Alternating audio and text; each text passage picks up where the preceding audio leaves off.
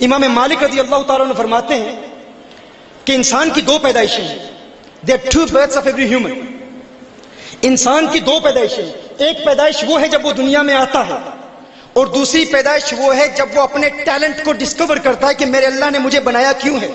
ہمارا صرف نہ پڑھانے والا جب صرف نہ پڑھا رہا ہے، اگر بچے کی استعداد نہیں ہے تو ڈنڈا اٹھا کے مار رہا ہے، پڑھا رہا ہے، شاید وہ بچہ حافظ قرآن بننے کی صلاحیت رکھتا ہو.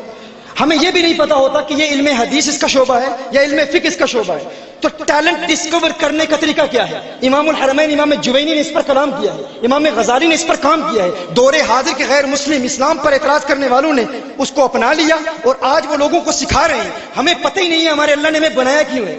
آپ میں سے کتنے لوگ ہیں جو اپنے ٹیلنٹ کو ڈسکور کرنے کا طریقہ جانتے ہیں اور اس ٹیلنٹ کو ڈسکور کرنے کی بنیاد پر اپنے اہداف کو مقرر کرتے ہیں؟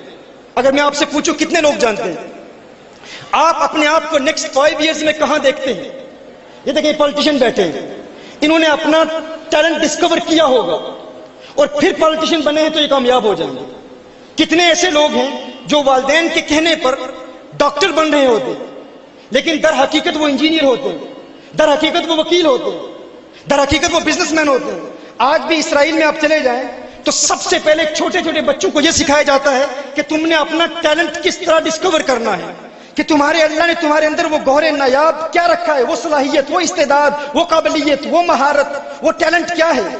دنیا کے 90% لوگ وہ ہیں، 90% وہ لوگ ہیں جو اپنے ٹیلنٹ کو ڈسکور کیے بغیر اس دنیا سے چلے جاتے ہیں. وہ کسی اور میدان میں کام کر رہے ہوتے ہیں. اسرائیل میں آج اگر کوئی بچہ میڈیکل ڈاکٹر بن رہا ہو، کامیاب ڈاکٹر ہو، لیکن اس کے پاس کوئی بزنس کا آئیڈیا نہ ہو، کاروبار نہ ہو، کاروبار کا کوئی آئیڈیا اس کے پاس نہ ہو، تو اسے نکما کہا جاتا ہے، نااہل کہا جاتا ہے. ہمارے ہاں بڑے بڑے بزنس مین جو ملٹی ملینئر بن سکتے ہیں، وہ کیا کر رہے ہوتے ہیں؟ ماں باپ کہہ رہے ہیں تم ڈاکٹر بنو، وہ ڈاکٹر بننے کی کوشش کر رہے ہیں. جو درس نظامی پڑھ رہا ہے وہ شاید علم حدیث میں مہارت رکھتا ہو، وہ صلاحیت ہو، لیکن اس کو فقہ پڑھایا جا رہا ہے، اس کو منطق پڑھایا جا رہا ہے. کوئی منطق میں مہارت رکھنے کی صلاحیت رکھتا ہے، اسے فقہ پڑھایا جا رہا ہے. علماء کے لیے بھی ضروری ہے اور ہماری یونیورسٹیز کے لیے بھی ضروری ہے کہ ہم ٹیلنٹ کو ڈسکور کرنے کا طریقہ سیکھیں. حضرت عبد الرحمن بن عوف رضی اللہ تعالیٰ عنہ جیسا شخص جو عشرہ مبشرہ میں سے ہیں، ان سے بڑا تارک دنیا کون ہے؟ اس دور کے بلینئر ہیں، بلینئر. اور آج کے صہیونیوں نے، یہودیوں نے اسرائیل میں نبی کریم صلی اللہ علیہ وسلم کی تعلیمات کی روشنی میں کہ حضور نے عبد الرحمن بن عوف کو تاجر کیسے بنایا، اس پر عمل کر کے آج صہیونی پوری دنیا کی اکانومی میں، پوری دنیا میں چھائے ہوئے ہیں. لیکن ہم مسلمان کہتے ہیں ہم تو تارک دنیا ہے. بھائی وہ مولوی کیا تارک دنیا ہے؟ وہ عالم کیا تارک دنیا ہے جو تقریر کے لیے پیسے لیتا ہے، جو بیان کے لیے پیسے فکس کرتا ہے؟ وہ کہاں کا تارک دنیا؟ میں اس کو حرام نہیں کہتا، میں اس کو جائز سمجھتا ہوں. خدمت لینا جائز ہے، ہم اپنے لیے حرام ہم نے رکھا ہوا ہے، اس کو ناجائز نہیں کہتا. ہمارے بزرگ لیتے رہے ہیں، لیکن وہ یہ تو نہ کہے نا کہ جو تجارت سکھاتا ہے، بزنس سکھاتا ہے، اور اپنی ذات کے لیے نہیں، کنزیومرزم کے لیے نہیں، not to make money for the sake of making money، پیسہ بنانے کے لیے پیسہ نہیں بنانا، کسی بڑے مقصد کے لیے. میرے آقا صلی اللہ علیہ وسلم نے ارشاد فرمایا ہے مسلمانوں، اگر تم نے تجارت کو چھوڑ دیا تو تمہارے مرد کافر مردوں کی غلامی کریں گے اور تمہاری عورتیں کافر عورتوں کی غلامی کریں گے. یہ کس کی حدیث ہے؟ یہ سیدنا عمر رضی اللہ تعالیٰ عنہ کو قول ہے. سیدنا عمر فرماتے ہیں مسلمانوں، اگر تم نے بزنس کو چھوڑ دیا تو تمہارے مرد کافر مردوں کی غلامی کریں گے اور تمہاری عورت کافر عورتوں کی غلامی کریں گے. نبی کریم صلی اللہ علیہ وسلم نے ارشاد فرمایا التاجر الصدوق مع النبیین والصدیقین والشہداء والصالحین، او کما قال رسول اللہ صلی اللہ علیہ وسلم. فرمایا ایک سچا تاجر آخرت میں انبیاء کے ساتھ اٹھایا جائے گا، شہداء کے ساتھ اٹھایا جائے گا، صالحین کے ساتھ اٹھایا جائے گا. فرمایا ایک جرت مند تاجر مال کماتا ہے. کس نے فرمایا؟ حضور نے فرمایا ایک جرت مند تاجر مال کماتا ہے اور بزدل تاجر محروم رہتا ہے.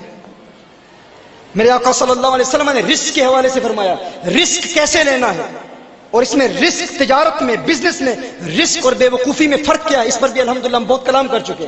لیکن یہ ہماری ذمہ داری ہے کہ ہم اپنی آنے والی نسلوں کو اس طرف بھی متعارف کرائیں، اور علماء کرام کے لیے بھی انتہائی اہم ہے تاکہ ہماری اکانومی اس قدر مضبوط ہو جائے. اور یہ حکومت کے لیے بھی ضروری ہے، پاکستانی حکومت کے لیے بھی ضروری ہے. آج میں جتنی بھی یونیورسٹیز میں جہاں گیا ہوں، جتنے بھی ایجوکیشنل انسٹیٹیوٹس میں گیا ہوں، ہر اسٹوڈنٹ، ہر یونیورسٹی میں پڑھنے والے کی ایک ہی فکر ہے، اس نے نوکری کرنی ہے.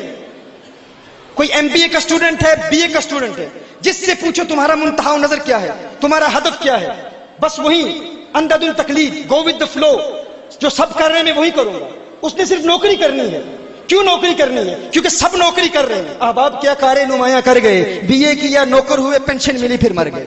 کوئی مقصد ہی نہیں ہے, کوئی فکر ہی نہیں ہے, کوئی گول ہی نہیں ہے. اس وقت پوری دنیا میں 12,000 ملٹی نیشنل کمپنیز ہیں, جن میں 500 ملٹی نیشنل کمپنیز وہ ہیں جن کا نام سب سے بڑا ہے, سر فہرست نام. ان میں سے ایک بھی ملٹی نیشنل کمپنی پاکستان کی نہیں ہے. امریکہ کی بے شمار, انڈیا کی بے شمار. کیونکہ پاکستان کا ہر نوجوان, ہر ینگسٹر جس سے بھی ہم ملتے ہیں, اس کی ایک ہی شوق ہے, ایک ہی اس کا شوق ہے کہ میں نے نوکری کرنی ہے. بزنس کی آئیڈیاز اس کے پاس ہے ہی نہیں. ترقی یافتہ ممالک میں ہلکی شرطوں کے ساتھ بزنس کا آئیڈیا ڈسکور کرنے والے کو قرضے دیے جاتے ہیں. ہمارے یہاں یہ فکر ہی نہیں ہے, ہمارے یہاں یہ سوچ ہی نہیں ہے. کیوں نہیں ہے؟ ترقی یافتہ ممالک میں سب سے بڑا المیہ یہ ہے کہ وہاں کم عمر نوجوان بہت کم پائے جاتے ہیں. پاکستان میں 50% سے زائد لوگوں کی عمریں 25 سال سے کم ہیں. اس قدر ہمارے یوتھ ہیں, اس قدر ہمارے ہاں نوجوان ہیں, لیکن سارے نوجوان ایک ہی کام کر رہے ہیں, ہم نے نوکری کرنی ہے, نوکری کرنی ہے. کیوں؟ کیونکہ ہمارے منہج پر, ہمارے اسٹیج پر تجارت نہیں سکھائی جاتی, بزنس نہیں سکھائی جاتی. لیکن میں نے یہ دیکھا ہے کہ یہ خودداری, یہ غیرت, یہ وقار اور علماء کو باوقار منبر دینا, یہ محدث اعظم علیہ رحمہ کی کرامت ہے. یہ ان کا منہج ہے, یہ ان کی سوچ ہے.